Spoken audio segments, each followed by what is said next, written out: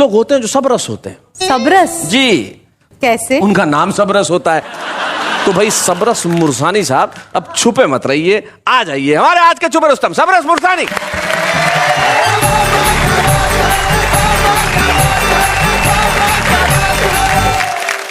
मेरी पत्नी मुझसे बोली अच्छा।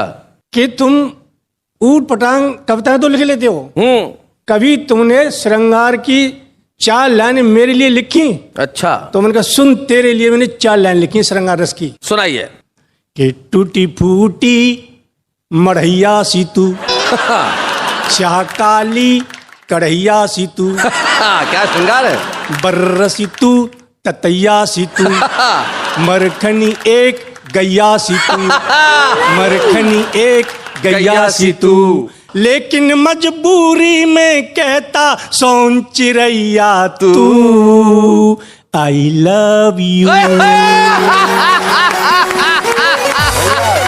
I love you, I love you. कि पत्नी तेरे संग में मेरी जब से हुई सगाई, हाय हाय, मैं बकरा जैसा लगता हूँ, तू लगती मुझे कसाई। हाय हाय।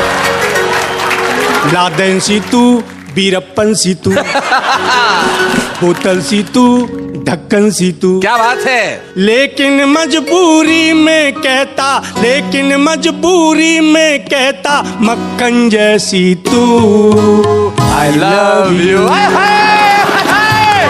क्या बात है। बोली तुम तो ऐसे ही लिखोगे। हाँ। तो मैंने कहा 2 लाइन और सुन। हाँ। बोली श्रृंगार रस की। मैंने कहा घोर श्रृंगार रस की। घोर श्रृंगार। बोली मेरे लिए। मैंने कहा तेरे लिए।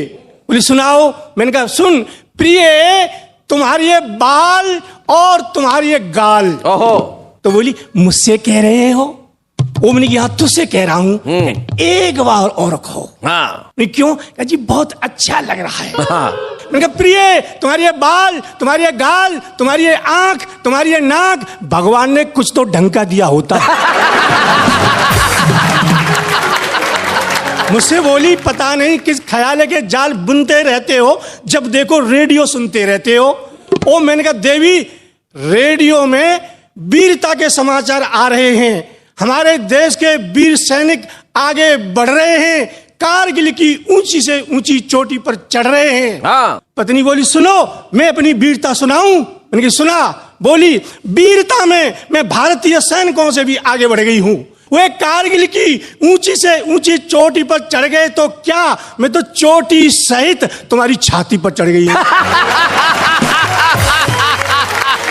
तभी बाजार में कुछ बेचने वाला आया, मैं रेडियो के पास से टीवी के पास धाया, पत्नी बाहर से कुछ खरीद के लाई, जुबान खोली और बोली अब तुम टीवी के पास बैठे हो।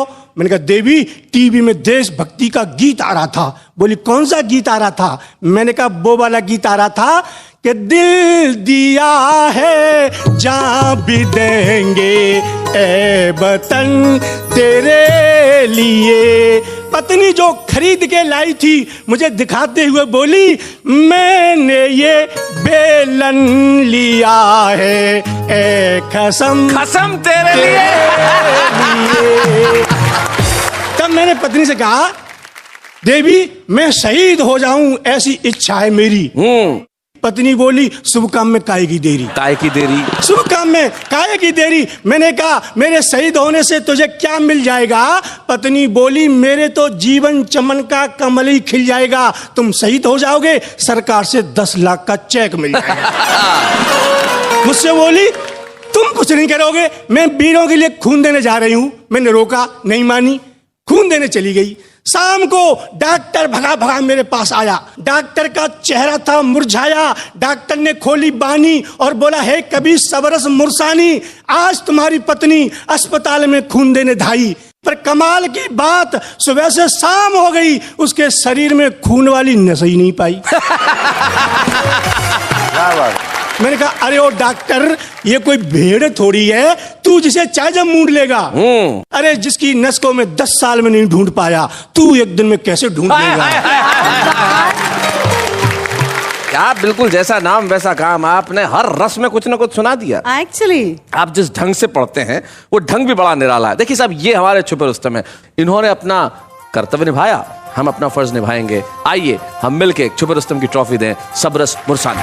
बच्चे हैं या बूढ़े हैं, नर है या नारी है, हंसी देने वालों के सब ही आभारी है। कविता सुनाने वाले अब सब चलते हैं जी, वो अनुपात बराबर हो जाता है। अनुपात बराबर हो जाए जी। तो सुनेगा कि एक से बढ़कर एक लुटेरे, आहा। सब कुर्सी को खड़े हैं घेरे, एक दूजे पर आंख तरेरे, चोर चोर भाई मौसेरे। वाह, इस कुर्सी पर हम बैठेंगे, कहीं और तुम किसको हमारे सिवा बोलो चुनोगे।